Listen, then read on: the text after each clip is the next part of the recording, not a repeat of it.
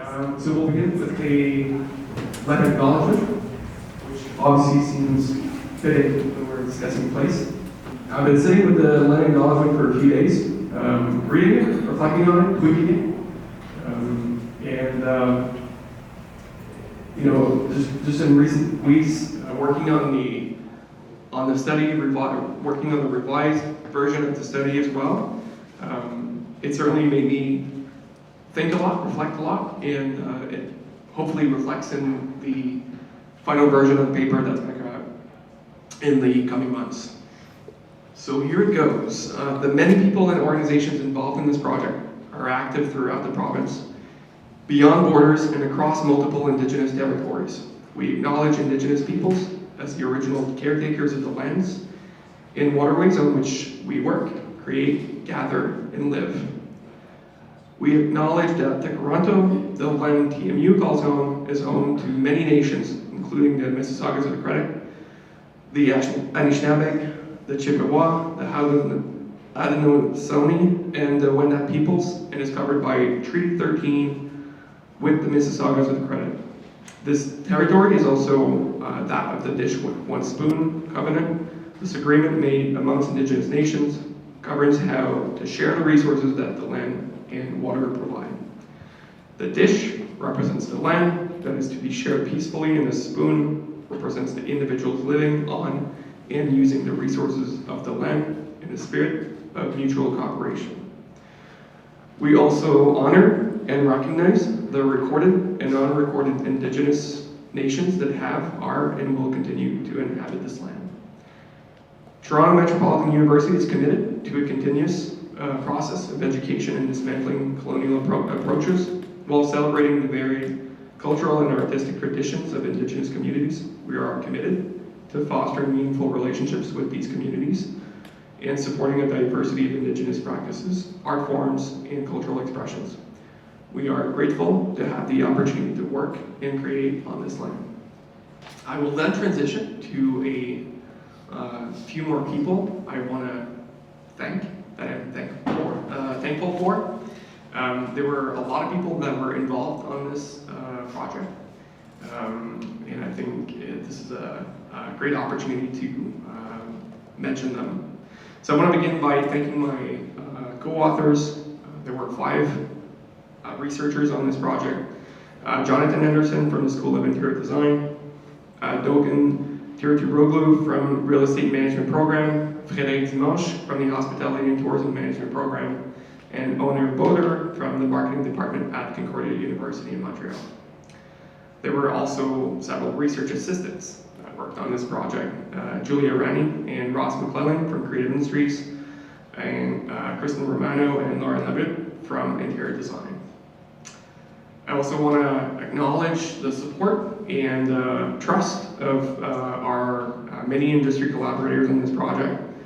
I want to begin by thanking Philip from MASSIVart, who was one of the sparks, if not the spark for this project.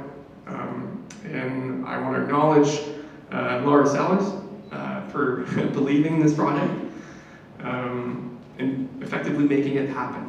Is what she did. Valerie and Edmund from Entro, Nina, George, Andrew, and Elena from Lemay, Alex, Casey, and Haley, and just the other people as well here from MASSIVart that I want to thank. Finally, just from the creative school and this place that we are today, this is a beautiful catalyst. This is a research environment, a research space that opened just a few years ago, in fact, just before the pandemic. So I want to just thank Natalie Alvarez, who's the Associate Dean Research from the Creative School, as well as Sarah and Edie from the Catalyst, who helped us with the logistics. Great. Okay, so I'm done with the I'm done with the thanking people. I will introduce just quickly the panelists, and then I'll run a little video, and we'll jump right into the discussion. So just here to my right, I have Coralie Olson. She's the managing partner from MASSIVart Toronto. Then we have Robert Fiorino, who's the CMO at Lemay. Then we have Vedran Dzebic, who's the head of R&D at Entro. And finally, we have Heela Omarkhail, who's the VP Social Impact at Daniels Corporation. And myself, my name is Louis-Etienne Dubois. I'm an associate professor here at TMU in the School of Creative Industries.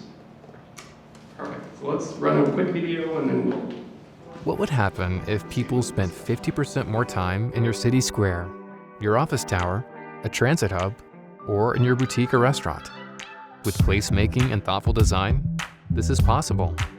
A study from Toronto Metropolitan University, Lemay, the Daniels Corporation, Entro, and MASSIVart shows that not only does placemaking make for more time spent in a space, but with thoughtful design, you'll get noticed. Placemaking initiatives increase the positive perception of the environment by 53%. Not only that, the study saw a 63% increase in positive feelings towards the locations. Your visitors will notice how inviting, comfortable, and safe your destination is. Get in on the conversation. 74% of participants wanted to share pivotal information about spaces with placemaking, and there's a 77% increase for them to recommend the site to friends, family, and acquaintances. Organic conversations can boost your exposure and drive traffic to your site. Create a dedicated community. Placemaking results in a 53% increase in connection between the person and the place, leading to meaningful connections. Placemaking helps individuals relate, participate, and establish a profound connection. Wouldn't it be nice to see increased traffic and sales at your location, a stronger connection with your clients and customers, and improved community engagement and awareness? With placemaking, it's proven possible.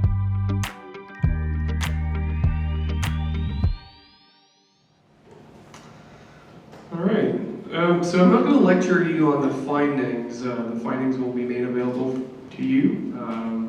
There will be both more of an industry-facing report, as well as an academic paper if you want to read more about it. That's going to be coming out a little bit later.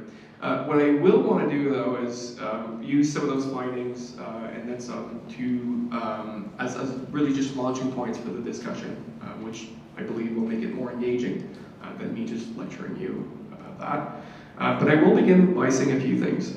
First of all, I want to talk a little bit about the work on placemaking and how there are certain tensions in the placemaking literature.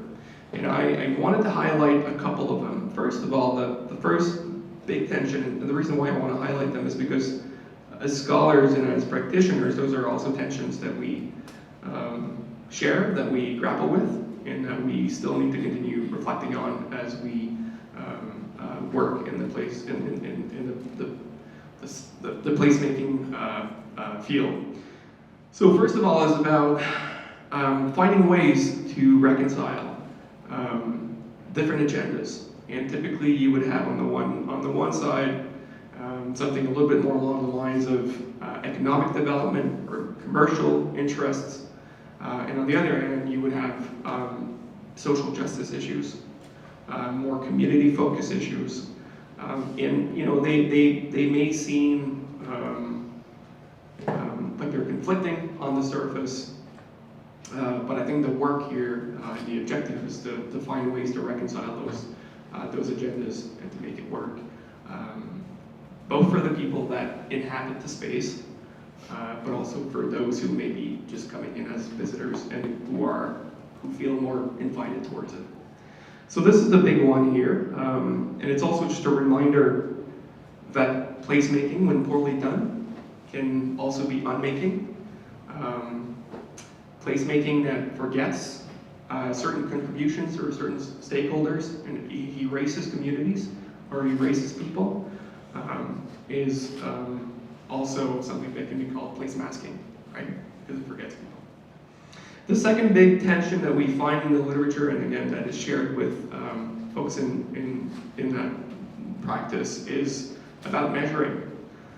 Measuring its impact, identifying proper metrics, identifying outcomes, and then going about measuring them. So that is a big challenge. And there are many outcomes that we can think of. There are many different ways in which we can frame value and try to measure it.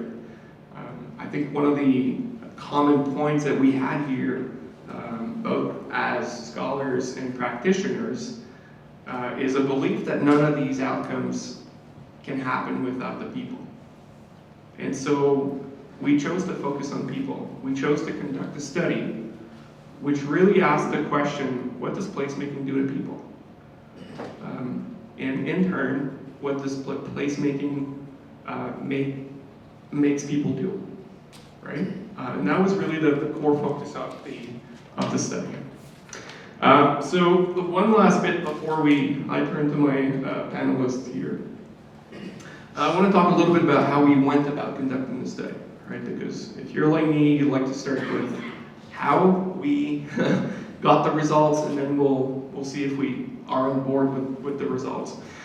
So again, one of the big challenges in measuring placemaking is effectively controlling for placemaking, right? Just making sure that whatever changes you're seeing, whatever impact you're observing is actually because of placemaking and not for other things that may have changed in context and the surroundings, in overall society and the economy and so forth.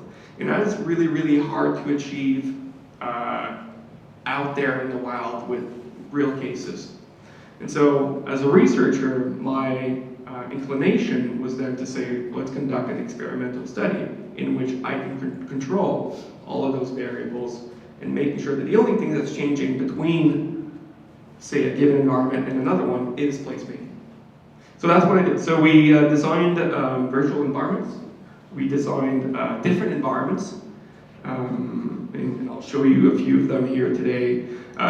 If anything, just to reflect the diversity of settings in which placemaking takes place. So we didn't want it to be only about large spaces or small places, public spaces or private spaces. There are interventions that are done in a host of different environments using placemaking tools with this objective of making it more meaningful, of enhancing its functional and experimental value for the people, again, that we could define as the locals, but also the people that maybe just simply passing through. So we looked at a transit station, we looked at a retail environment, we looked at the condo lobby, and also office spaces. And those are environments in which the partners here are involved as well. So we held several design meetings. We drew from past projects. We brainstormed. We engaged in, again, just overall design activities to come up with both a baseline environment, and an environment which had undergone placemaking intervention. In all, 583 respondents took part in the study. They were presented with only one of the space, right? Not being told whether or not this was with placemaking or without placemaking. And certainly one of the reasons why we didn't want people to have both spaces is that obviously one of them would look much nicer than the other one, right? So just so that we wouldn't introduce some sort of contrast bias in the study. The results will be, as I said, presented as part of the discussion and made available after. But I want to tell you this before we get into the conversation. So overall, what we saw were significantly more positive, effective evaluations. So effective evaluations are feelings towards the environments. Cognitive evaluations, which are really just the perceptions or the interpretations that people make of those places, as well as self-congruity, which is one's, how one identifies with a given environment or see themselves being reflected in that environment. We also saw across the board, so across all of the environments, placemaking made people go from not caring or even being somewhat indifferent towards the place to wanting to engage with them. And specifically, all of the behavioral intentions, so all of the behaviors that we were looking at were significantly higher in the augmented environments or the environments with placemaking, and including, obviously, one of the big ones here is wanting to be in that environment, right? Wanting to spend time intentionally in that place. And we also uncovered what drove those behaviors. And that's one of the key findings here is that we have a good understanding of the mechanisms which drive those behaviors, and we'll be talking about those today. All right, so I will pass it on. We'll open up the discussion here. So I have a few questions for my fellow panelists.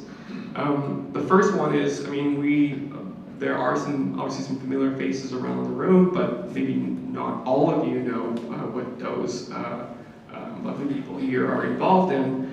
So I want to just quickly go just through the panel here and just ask, basically just tell us a little bit about the kind of placemaking projects that you are involved in, perhaps the kind of tools that you use.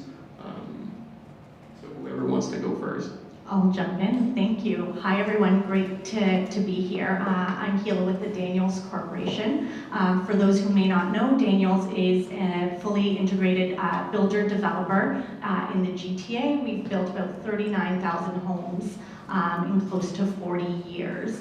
And for us, we've really looked at placemaking as part of our responsibility as a developer. So how do we actually design and create with intentionality versus focused on a bottom line?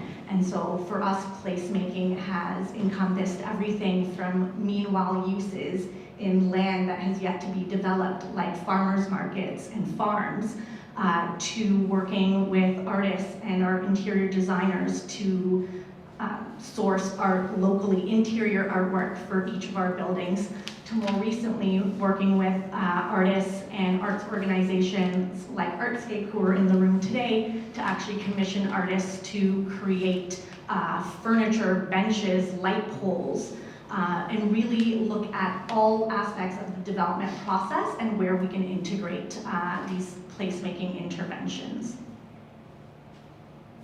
Thanks, Heela. I guess I'll go next. I have a couple of partners from Entro in the audience, so I better not mess this up. So we at Entro are, no, I'm just kidding. Entro, we're an experiential graphic design firm, so we like to say that we fuel a conversation between place and person and create a connection between the environment and the individual.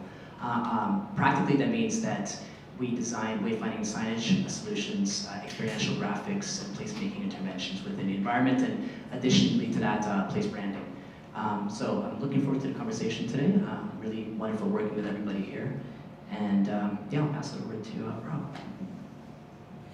Thanks, Vedran. So I do want to say thank you to all of you, because it was a really good conversation throughout the whole process, and there's people in the audience that we worked on this too. So, and thanks for Louis for setting this up. So Lemay has been around a long time. I'll save you the kind of spiel, but it's been around a while. Done a lot of projects across Canada, across the U.S. We're designers. We do architecture, engineering, urban design, landscape. So we touch a lot of places, let's say, or spaces that we're creating a place in. And we love working with other practitioners. Obviously, it's not one person. Everyone knows in this audience that it's really not one person that does everything. But we really care. I think Heela says it really well often, that there's intentionality in what we're trying to do. And if we can just carry that, even the conversations which everyone here, some people here were a part of, but we had a lot of great conversations. Just the conversations kind of inspire you to do better and do more, do what we can with each context, each place. So I'm really proud to be here. Hi everyone, thanks for coming. Coralie from MASSIVart. Sometimes it's people don't really understand what we do because we are a unique, actually placemaking public art organization, but we work in the private realm as well as public, so with developers, municipalities, BIAs, and we take a holistic approach to placemaking, and it's not just about art per se, but looking at, you know, temporary, ephemeral, permanent art, programming, and also even the place identity or the branding. It all goes together when you're creating a place. And yeah, I agreed. I think that this was an idea that came up over lunch with Louis a few years ago. So really thrilled and happy to finally be here and releasing the results of the study. So. Can I just add one quick thing, Louis, to what you said earlier about the measurement piece? Yep. I think that's an important part of this whole story, right? Because I think oftentimes we think of experiences as this mystical thing that you can't measure and can't validate and can't quantify, right? And I think this kind of gets a step into understanding what the actual effects are and how to measure it, how to quantify it, how to demonstrate value and worth. So I think it's a result of us working together and adding our pieces to defining those placemaking moments. wanted to add that real quick. Well, yeah, and it's funny you mentioned that because that was, what that lunch was about initially. It was really about blowing some steam about lost bids because you have a hard time quantifying basically what they're getting out of these projects versus what they're going to cost. There was definitely an imbalance there that needed to be looked at, and there was no real answers out there in terms of how we could do that. And so that's really what triggered this effort. And it's interesting to see how others also identified with that challenge, and across different sectors, different practices, all more or less involved in placemaking, that they were also sharing this measurement problem.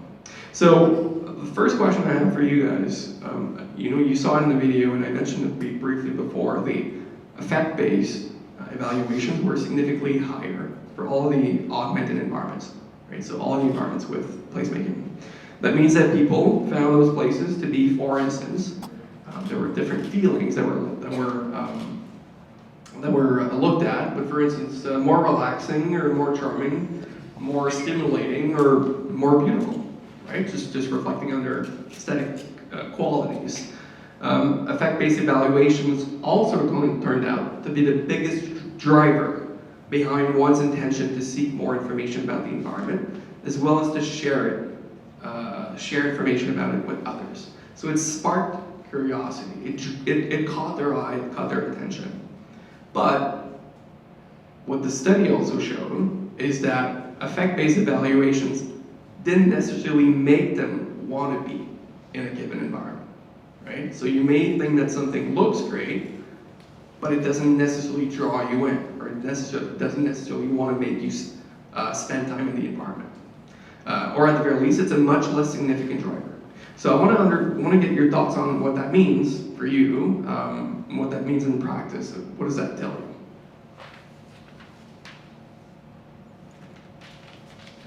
Yeah, I can go first, sure.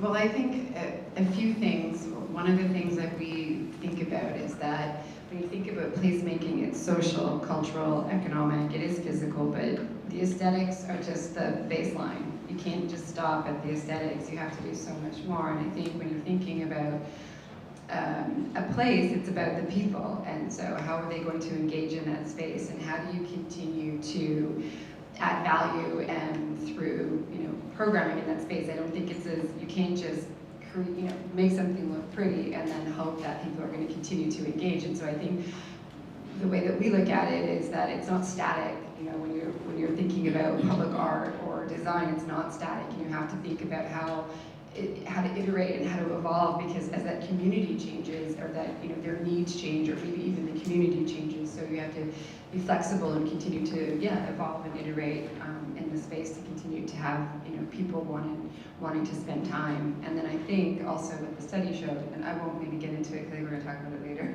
the self-congruity, and okay, I'm just going to stop there. Yeah, I think if I were to describe or distill a bit more about what Coralie said, it's really what was the approach in creating that place. And if the approach was much more top-down than ground-up, we didn't succeed. And so that person didn't see themselves connected to the space and didn't want to spend time there. So I think what we really learned from the study was, the placemaking is sort of the real basic line between going from indifferent to likely to have a reaction or a behavior. What that reaction and behavior is then how well or how responsive was that placemaking intervention. And so a large focus for us has been realizing that we're actually not the experts in this process. We can absolutely identify the opportunities. We can, put that mandate to our consultants and to stakeholders, but ultimately there needs to be a process in which experts And those experts include, folks from the city, folks from our consultants, people from the community with the lived experience who are going to experience and interact with these interventions, all need to be part of that process for it to actually drive the results that we're looking for. Yeah, I'm going to pick up on what Heela said. I think as a design community, it's no secret it's a challenge. We're all challenged by it. But I do think it's an opportunity. Personally, I know a lot of people on this panel think it's an opportunity daily. It's really, there's nuances and forces that we all deal with, obviously, political, economic, projects, type of projects, timing.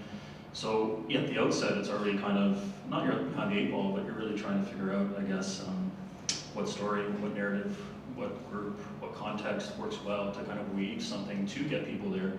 And sometimes you miss. I mean, there's masking, there's these things that happen actually quite often, and we can't predict much, but we can try based on the analytics and data that we have, based on the community engagement and things that we do, professionals that are working in this all the time. So there's a toolkit, especially from the design point of view, there's a toolkit that we know intuitively works, has worked, may not work, so we have to augment it a bit. Really trying, I think, like what you're saying, we're trying to get people there to have a connection based on a narrative or a story that I think will connect. If they create a place, if they see something within themselves that we're probably going to talk about a bit, there's a better chance for that. If not, learn, move, and we design again. So I think there's 2 things I want to say. The first is that I don't want to spoil anything, but there is a condition under which people do want to spend more time within the environment. We'll touch on later, so I don't want us to feel like we're getting off on this rough start that people never want to spend more time within placemaking, environments and placemaking. So just hold on to your hats and we'll get there eventually. The other piece I want to add is that I want to kind of take a step back to the effective measures, right? This finding that placemaking interventions led to this stronger sense of emotional connection, right? People felt the environments were safer, friendlier, more comfortable, so on and so forth. Like for example, in the office environment, and I wish I had my notes again, but it was something like office environments with placemaking, no, it's okay. Placemaking environments with, in offices with placemaking was something like, I think, 27% more stimulating, 33% more reflective of diverse ways of working, or I think it might have been switched numbers. But the basic idea is that I would imagine if you're an employer or a developer who's working on an office space, those are important measures, right? You want people to feel those things, right? And those feelings or emotions are part of what defines our experiences, right? It's not always a behavioral outcome. Sometimes feeling a certain way is what you want and what you need, right? I mean, if you think about your day-to-day experiences, you remember those kind of like peak or valley moments, right? And it's these emotional parts of your experiences that define your day-to-day existence. So I think placemaking adds that to the conversation, right? It doesn't have to be behavioral. Emotional is perfectly fine. I mean, in a lot of our work, we talk about emotionally how we want people to feel and how they want to experience these things, and the research supports those things, right? So I think it's emotions and perceptions are as valuable to the experiential kind of moments as behavior is a lot of the time. And at the same time, I think it brings, it shows how simply designing a given environment to make it, more Instagrammable, to make it prettier, to make it something that, will look good on social media, for instance. People will perhaps agree that this is aesthetically nicer, but again, they won't take that step and want to be in that space. So I think this is one important takeaway, and we see it. Like they'll talk about it. Sure, that it'll create some discussions. It'll spark some curiosity, but it doesn't necessarily reflect in the type of behaviors that perhaps we were seeking in the first place. Within kind of consumer and marketing research is this notion of the Net Promoter Score, which is like the gold standard of figuring out if people are going to be loyal to your brand, and it's related to all these revenue-related measures, right? So part of me is kind of wondering if this sharing of information that we discover is almost like the placemaking version of Net Promoter Score, and if there's this interesting analogy or story to be told there where people are going to talk about your place, which potentially somewhere down the stream could have these kind of revenue-generating effects on experience. But something that kind of pops my mind. Yeah, no, I mean, and again, there is some value in it. I mean, you want to get the word out. You want to spark those conversations. but ultimately, what will make someone want to be in that space, right? I mean, I heard about it, caught my eye, but there needs to be more. So I'll just move on to the next question, and we'll circle back to that point for sure. So you saw some numbers earlier, and I want to show you a few more. The studies show that people were 74% more likely, again, to share information about places, 77% more likely to recommend it to others because of placemaking, which is precisely what you're talking about. But perhaps one of the most important findings is that placemaking makes people 50% more inclined to wanting to spend time in a given built environment. And I think, coming out of a couple of years that were fundamentally anti-place, and where perhaps some people that still are somewhat reluctant or a little bit on the fence when it comes to going to certain places, or just, in general, I wonder what this particular finding, right, the fact that placemaking drives basically the intention to want to spend time in a given environment, suggests in terms of opportunities. And for you guys in the industry, how you can use those numbers to perhaps better articulate what the potential return or value of these projects might be. I'll say it means I still have a job because a lot of this stuff, I think many of us know intuitively, and we pitch it to our partners, our CFOs, our teams, but then ultimately, all of us here work for for-profit businesses, so there needs to be a business case for doing that. And so I've got to say, I was relieved when the numbers came back so positively, and the fact that I can now share, what, if we do this, we're, whether it's in a retail environment where we're creating that, we're actually going to have a, 77% rate of sharing and people coming and supporting our retailers. So yes, we can charge them that rent to be on the ground floor in this building that looks this way, and that will attract people. Ultimately, that's what it comes to. Our motto as a corporation is love where you live. So if we really want people to feel and experience that and buy into that notion, then we have to make sure they feel it and they behave a certain way so they love coming home. They will recommend Daniels to others if they're renting in one of our properties. They will continue renting there. So all of this for us is really a business driver. So it's great that we feel good and that we demonstrate that, because there is that social emotional piece that Vedran was noting. But as private corporations, we've also got to make business cases.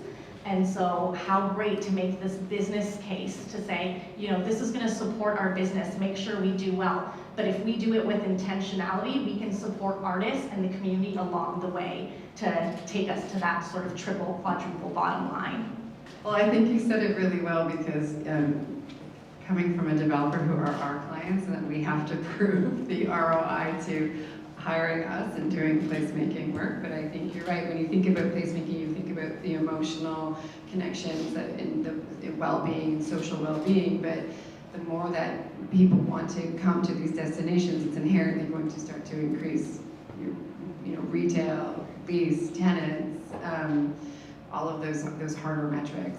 If it's a more desirable place that people want to come to. And I think the other thing that we're seeing too is this differentiation that you're talking about, that just hanging some art on the wall is not good enough anymore, and it doesn't differentiate your building from the building across the street and the other building across the street that all look the same. And you can take the marble out, put the marble in, but that's not really going to make a distinct identity or distinct place and make people want to come back and spend money. So I think part of it is, and Louis, I know you talk about this extensively in the paper, so I recommend everybody read the paper when you get a chance when it's published. But I think part of the arguments is, if people spend more time within an environment, the likelihood they're they'll actually spend and engage financially with the environment is going to increase as well, right? So, I mean, I'm sure you could run some like back of envelope calculations if you knew how much average spend was, for example, and now you get a 50% increase in the amount of time spent. Well, you could potentially translate that into a figure or an approximation of how much additional revenue you could generate, right? Just off the top of my head, right? So there's ways you can kind of work with the data in that way, right? And yeah, did I capture that relatively accurately, Louis? Well, you spoke about time spent, Time spent. which is not about dwell time, it's Okay. about going. Okay. More traffic than time. Okay, fair enough. But does the general, Yes. okay, Yes. all right, just want to make sure. I think really simply, just everyone said it really well, so I'm going to add a little piece, but I think it just does this. Like there's a big piece of this that at the beginning of every project or any kind of idea, in a sense, you need everyone at the table to at least talk about it at the beginning. Can't be an afterthought. The data actually shows that it works. In what variation based on what kind of setting, obviously will differ. But with partners that are used to doing it intentionally on a project-per-project basis, I think that the conversation at the outset is the most important thing, what we're having right now, actually.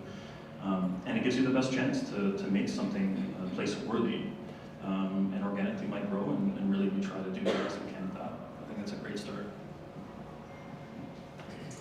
Yeah, and so I think just touching on what I heard, I mean, one of the ways, I mean, again, just because generally we may be asked to present, at the very least, some numbers to balance out what those projects or interventions cost. And I think it's a legitimate ask in a decision-making situation, given sometimes that the investments might be sizable. Obviously, those are projected numbers, but at the very least, they're they can start conversations, and they can even just provide some some benchmark to be used against for later measure after the projects are done.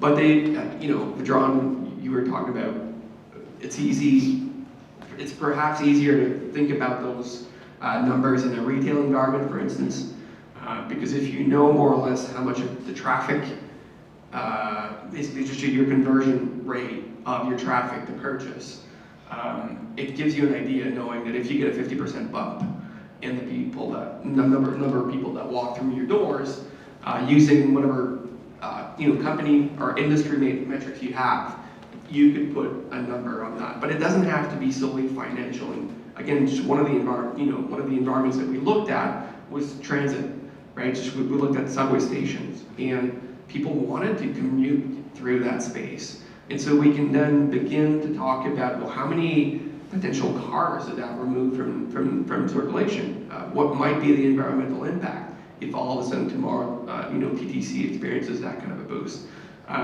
We also looked at, public environment, public spaces. What's the impact from a community standpoint if more people are drawn to it? If they want to partake in the life of the neighborhood or the area, and they want to mingle a little bit more with their neighbors. So what are the some of the benefits that we stand to gain there from a social standpoint? So it doesn't have to be purely financial, but again, given the sort of line of work that you all are in, it certainly doesn't hurt to be able to have some just empirical evidence to speak to those numbers. Instead of perhaps kind of the anecdotal evidence that we have to say, well, I think it does something, and certainly people seem to be wanting to be here. There's a good energy, and there's more people, but again. So, and again, just going back to why we did this in an experimental study, sometimes you would have an intervention in a given space that would then result in more people or more economic activity in a given environment. And I've mentioned this case before, but last year in Paris, there was on Arc de Triomphe, there was a Jean-Claude and Christo art installation. They wrapped L'Arc de Triomphe, and then the tourism office spoke about how many more people visited Paris during that exposition. And then you begin to wonder, well, are they comparing against the year before when it was COVID and the borders were closed? Was the weather nicer during that time? Was the exchange rate more advantageous? And so you begin to see all sorts of potential other variables that may explain why this was a success. Whereas, again, we have something that controls for all of those things. Louis, sorry, can I jump in Yeah. on the investment piece again? Not to dwell, but I know we have developers and architects and such in the room, but I just want to make sure when we talk about investments, we're not necessarily talking about net new investments. We are spending money on these buildings anyway, on the interior design, on the architecture, on the signage. Again, how do we start to think about that differently in terms of how we deploy those dollars? So we put in artwork in all of our buildings. That's easy. No matter which developer you are, you're not going to turn over, a blank space. You're putting in artwork. There's a difference though when, having your interior designers go to art depots and pick prints than actually going out into a neighborhood or working with a group to identify those artists. Similarly, you're going to do wayfinding signage. Are you going to put some color behind it and some design that reflects like the flags of that neighborhood so they see themselves sort of in that new building, in that new community? And I'm going to shout out to Udo from Entro, who helped us do that at Daniel Spectrum in Regent Park, where we built an arts and cultural center. Brand new, this was actually called for by existing residents. And it was really important for them to see themselves reflected in this new building because this community wasn't used to having new infrastructure. And so the Entro team led by Udo actually analyzed all of the flags that were represented by the languages spoken in that neighborhood and created sort of the color identity for the building in that way. And that's been hugely powerful. And so it's those kinds of decisions. We were going to put signage and brand the building anyway, but how do you do it in a way that's much more thoughtful and reflective? I think just on Louis' comment on, depending on where the Arc de Triomphe is, it the days, the weather, is it whatever catalyst it might be.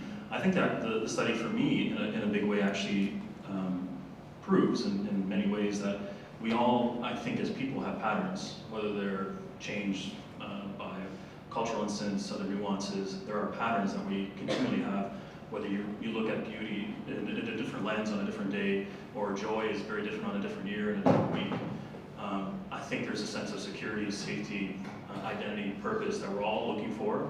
And that determines whatever place, on your walk to work, you might travel routinely to a certain place because it makes you feel a certain way. Your route on the way home actually might be the same. We talk about train stations, museum. My daughter, we went on the subway once recently, just for the first time, and she asks, museum obviously looks very different than all the other stations. So for her, it's a kind of cognitive marker now.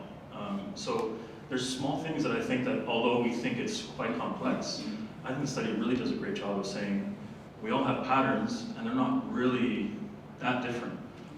So yes, as designers, we have a toolkit, and that is kind of the basis of it. Now things shift, and economics shift, but I think it's really enforcing the fact that we really all kind of feel and try to be the same in many different ways. Yeah, and I think just to your point, some of those things I think we kind of do intuitively, right? And now we can, I guess, speak to those things a little bit more confidently. It brings me to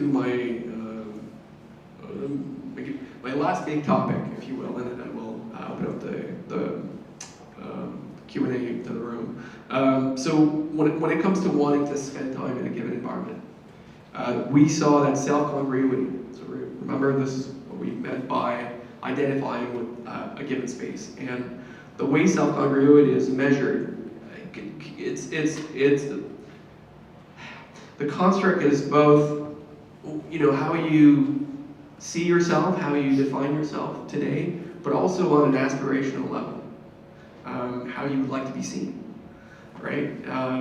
And so there's kind of this aspirational pull as well to this idea of identifying with a space. This is something that I see myself in. This is something that is me, and we've all been to places where like this feels like me. I feel extremely kind of level with this given built environment. So self-congruity is the main driver. It is the mechanism that leads to wanting to be in a given environment. By mechanism, just from a research standpoint, is that we were able to establish kind of a path, right? Some sort of linear relationship between, basically if we looked at the people who said they wanted to spend more time in the environments that they were looking at, the main, basically the main driver, the main reason, or what came across the most is how they self-identify with the environment. Okay, so we know that, and I think one of the conversations we've been having, after unpacking kind of the results is we can also assume that the opposite is true, right? That certain places also act as repellent, right? When people just don't see themselves at all being reflected. And this ties back to some of the other things that we talked about placemaking being poorly conducted. When you forget to involve stakeholders, when you erase their presence, their contributions to a given place, when you forget to acknowledge that in trying to build a place, well, it might have been a place to begin with, or at the very least had some meaning to some people. Right? And so, in thinking about self-congruity as the main mechanism for wanting to be in a given environment, we also have to think about who is being left out and who is being now repelled by what we're doing. So, there's a lot there, and I just want to get your thoughts on what this finding imply in terms of engagement with current and prospective users of a given place. And how to ensure that you are not catering to only a few and erasing others. Sure, I can start. I think that this is one of the most important topics that tonight that comes up, but that really does start with the right amount of thoughtful research and engagement to really understand, the history and the heritage of the place, to your point that this is already in place, it has been in place, but understanding who's using, who's in the space, and how are they using it, how are they interacting, but also maybe who's missing, and then also, really doing a co-creation process with the community to understand how is the space going to be used, what do they want to see, because we know people need to feel themselves reflected and then to feel safe and to feel comfortable in that space where they're not going to want to spend time. And so I think that is often overlooked. And I think also Heela touched on this earlier, but a really collaborative approach of, maybe our group or our groups combined aren't, we're not representative of everyone using it, so you have to be open to working with others, bringing others, and having this team with different points of views when you're thinking about the future of the place. And also going back to what I said earlier, understanding that you're going to have to evolve and iterate and maybe test. So do these small pilots or tests where you can see how did that change the behavior, how did that change who's using the space, and then build off of that and iterate, continue to evolve, and not to be static in your approach. So as Coralie mentioned, it's about research and engagement, and as the head of research at Entro, like Heela, I'm also positive and happy about the results because it means I still have a job. But basic idea, it's research and engagement, but I think it's a little bit more than that, right? I mean, it's easy to say you do research, right? But you have to be really broad to find the right people to talk to, right? And that goes beyond just your main client's team, right? Oftentimes you'll talk to a client and they have a good sense of what's happening, but they only know a small piece of the story that needs to be told, right? So for us, it's using a diverse range of research methods and kind of snowballing our research methodology, right? So you talk to one group and you ask that group, hey, who else should we be talking to? And you kind of let that steamroll and use a wide variety of kind of approaches and techniques, online workshops, online surveys, so on and so forth. So you really cast as broad net as you possibly can. And I think it's important because somebody mentioned it earlier, and I apologize, I forget who it was, but the notion that we're experts in the things that we're experts in, right? So we're wayfinding and signage and experiential graphic designers and brand experts, but the users are going to be the experts of their space, right? So unless we talk to them, we're not going to know what those stories that need to be told are and how they can actually connect with the space. And there's a lot of research to show that when it comes to similar to this work, actually, when somebody can engage more deeply, and in this instance, it's more deeply by seeing themselves reflected in the space, it boosts a lot of the kind of things that we're talking about here, right? So it's really important for us to have real, meaningful conversations and talk to the people that are going to be using the space at the end of the day. I guess I'll jump in just to add there. I think not rehashing the engagement piece because it is an important piece. It is probably the piece. But from a design point of view, I think, and I don't want to overuse the words because maybe we do overuse them. At least I hear them quite a bit. But you know, keeping things flexible and resilient in some way. It's very, you know, we do our best. I mean, that's kind of a general answer, but that kind of is the answer. We have to put a shovel in the ground at some point. There's no real silver bullet. Data can help us immensely, but what you have to try and do is actually keep something organic, phase it, keep it simple in some ways, and flexible and resilient that'll actually last for 10, 20, 30 years and grow with wherever that place is. That's really the intentional aspect, so it can be kind of not a moment in time, but something that is flexible and kind of everlasting in some way. So we've touched on consultation, which is critical. Where we're now starting to look and really push is on the delivery and the implementation. So great that we've consulted the community and come up with these great ideas, but then let's not, you know, go hire someone in California to actually do it. So we've created a mandate for ourselves that placemaking is actually going to be a key part of our diversity, equity, inclusion, reconciliation strategy. And so anytime we do placemaking, we look at what are the opportunities to hire artists, programmers, creative folks that are emerging and mid-career artists or creatives from equity deserving groups. And that's really important in thinking about how, not just how do we sort of take that intellectual capital from the community, but how do we actually put capital back in, actual capital, and utilize these budgets, like I said, that we're going to use anyway, and reinvest it into the neighborhoods, into groups that have been traditionally left out of these types of opportunities. And there's multiple ways to do that. There's hiring the artists and creatives that are representative of those groups. There's also, you know, one of the things we look at for some of our installations is what's the actual public engagement piece. So, you know, our community members coming to drop off pieces of fabric, drop off their old keys, put their handprints on, have their photos taken, so they are actually part of the installation itself and not just in the ideation of it. I think just to add to that, you know, we really agree with that approach that you're making the investment anyway. It doesn't have to be something that's just, you know, static that you're looking at, but is it something that they can actually, that is functional? So art can be functional. If you're going to invest in seating or in maybe a space for performances, why not hire an artist or a creative to design that? You're going to do it anyway. So I think it's evolving this notion of what it really means, and this, you know, it's not this sort of typical, we always say like the spirally sculpture that you drop in for 50 years, but like really rethinking what that can be and working with the local artists and creatives to do that. So just a few thoughts before we'll have time for some questions.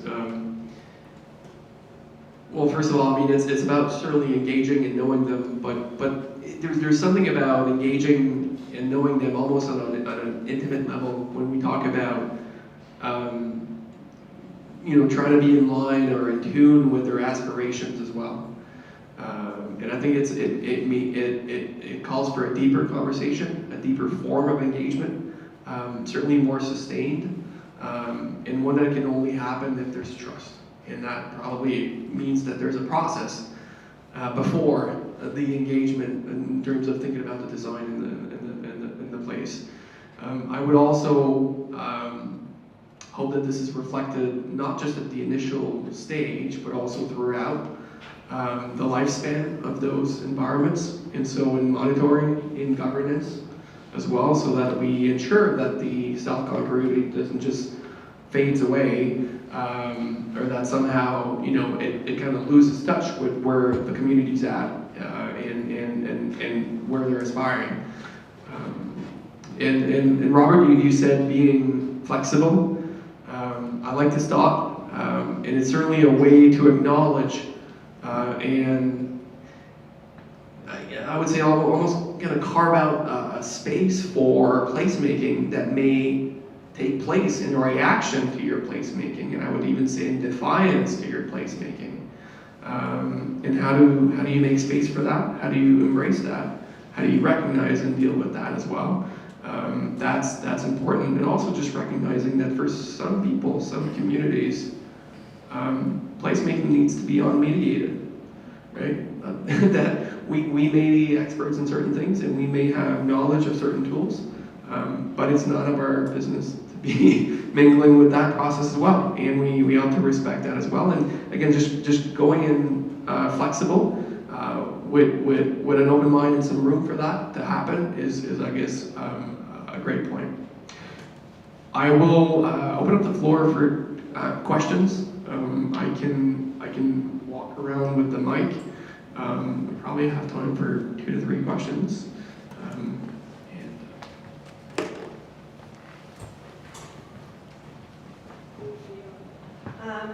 I have a question for all you guys up there, and it's really around the discussion around measurement. So what I'm wondering is, from the perspective of the owners, how do you measure success in terms of a way that is directly attributable to the initiative? So increase in rent, increase in leasing, increase in the bottom, the net, you know, the NOI. How do you, is there a way to directly link it? I'm often asked this question. I'm a big fan of placemaking initiatives, and the owners are often asking me, Sherry, is it going to increase leasing? Is it going to increase the rent I'm getting? And I have abstract answers because I don't know how to yet directly link it to the investment we're making. So any insight on that would be super great. I think that's part 2 of the study. To get to that specific, I mean, the way I'm going to, because I get that question as well, and the way I'm going to answer it is with the numbers we have at the moment, which is, you know, I can tell you that 77% of people are 77% more likely to spend time in that space or recommend it. I can't tell you what the direct financial sort of calculation is, how much they're going to spend there and how much that's going to drive that business's sort of bottom line so that they can pay the rent. But that's something we didn't know 2 years ago. Like we said, we knew it intuitively, and we've all been sort of advocating it. But now we can say, actually, it's going to make the difference between someone walking by and someone not just staying, but actually sharing, recommending, and probably, if we've done it well enough, responding and having a behavior reaction. So I think there is a summary of this study that you can find on MASSIVart's and Entro's websites today that have all those stats. That's what I'm going to be relying on until, you know, we get TMU's business school to do the financial part of that percentage. Please share. Well, yeah. Part 2. I don't know if it requires a part 2. I'm happy to embark on a part 2, but, you know, to apply it to your context, you know, we've provided half the equation, right? We say we have coefficients that you can then use in conjunction with your own numbers or industry numbers. Some numbers are out there, or just kind of rule of thumb numbers about what that might mean. So like what that might mean if you're thinking about conversion rate, for instance. So we provide half the equation, you input the rest, and then you get a sense of what you stand to gain. Again, those are perspective, gains. But a lot of decisions, I mean, are made in light of perspective return. That's what we do here. But I will say this, going back to one thing I said earlier, I think we went in this study with a much more fundamental notion of places and placemaking.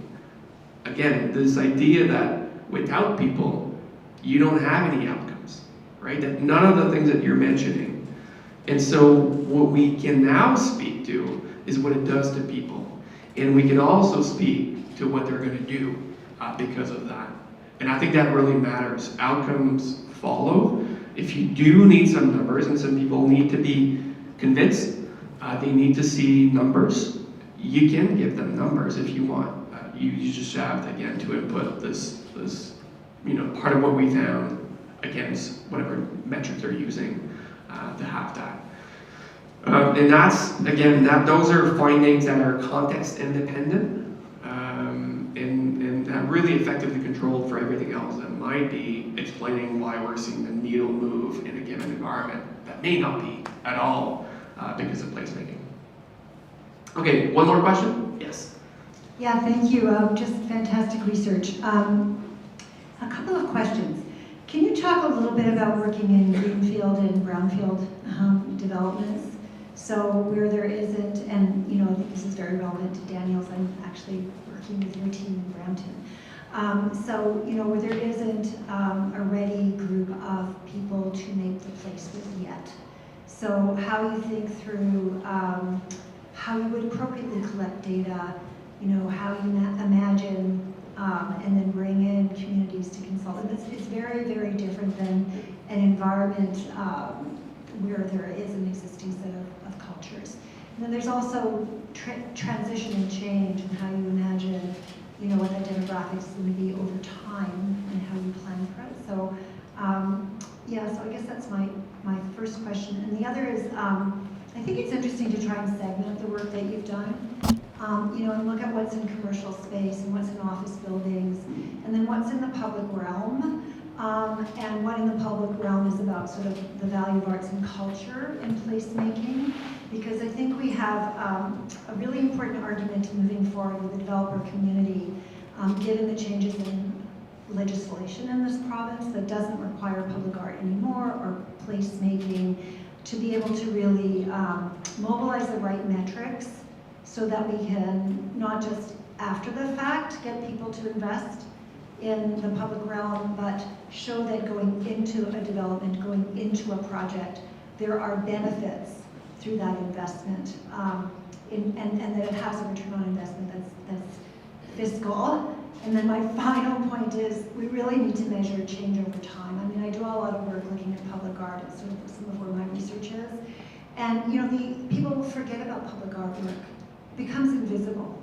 So unless you have strategies to activate, and you talked about that from both perspectives, like activate over time, and then measure over time what that activation does to revitalize and maintain a space. I confess, I just co-chaired Artworks TO, the Urban Art.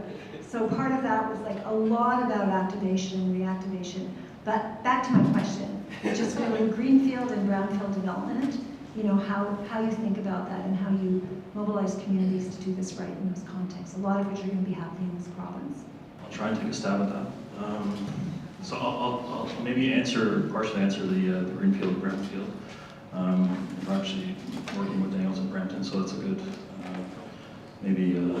context to that question. But I think they're both rich in different ways. Not to generalize or kind of dilute the answer, but I think there's variables that are nuances and kind of forces that affect both. Greenfield has whether it's a new gateway community or building or whatever that is, it has its own set of parameters and difficulties and opportunities.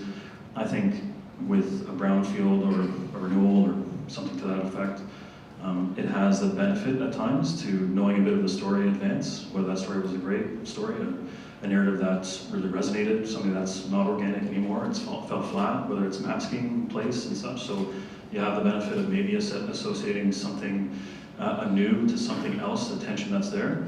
In many ways, the greenfield, you're creating a tension or creating something that is going to create, some organic kind of development or some fluidity, like you said, phasing of that and measure over time. So, I mean, they both have their benefits. I think one heavier and greater than the other, but I think both, selfishly, I've worked on more brownfields than greenfields, greenfield developments, but as part of a firm, we touch obviously both. Maybe it's biased, I love the brownfield a bit more. There's a bit more richness there, and the narratives either kind of really sing, or you can change that, and depending on whether data or demographics and people are there moving forward. So maybe that was an okay answer. I liked it. I can try part of that. Just specific to greenfield development. I think that gives us an incredible opportunity to engage with our Indigenous communities. That notion that, that community might not be there in the same way that it's there in a brownfield development or downtown or in the city of Mississauga, but that is, the traditional territory of various communities or nations. So how do we actually go seek out relationships of the folks that have, been the traditional caretakers of those communities and those lands, much more broadly than who's on that footprint currently. And so I know in Brampton and across sort of the GTA, that's something we are starting to do. There's a tremendous learning and sensitivity, I think, that goes hand in hand with that. And someone mentioned trust earlier. In all of these scenarios, whether it's a brownfield, greenfield, there needs to be a significant investment in trust building. But when that question comes to me, the first thing that comes to my mind is just because there isn't community there in the same sense today doesn't mean there hasn't been traditionally. And so how do we seek out those relationships? So, I want to thank my panelists for taking part in this conversation, and stick around and come and mingle and come say hi. Okay.